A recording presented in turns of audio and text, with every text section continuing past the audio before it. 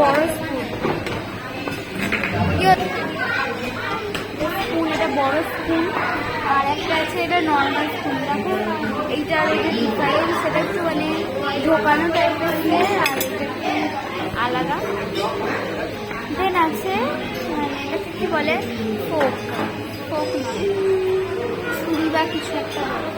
হ্যাঁ, সব রেস্টুরেন্টে দেয় না, যে রেস্টুরেন্টে দেয় সেখানে আমি চামচ দিয়ে খাই, কারণ এখানে মাংস কাটার সুবিধা হয়, ধরার সুবিধা হয়।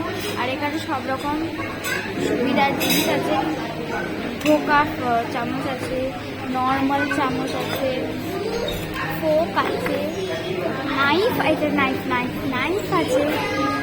সো এটা আমার জন্য সুবিধা। তো যখন খাবার দেবে তখন আবার দেখা হবে, বাই।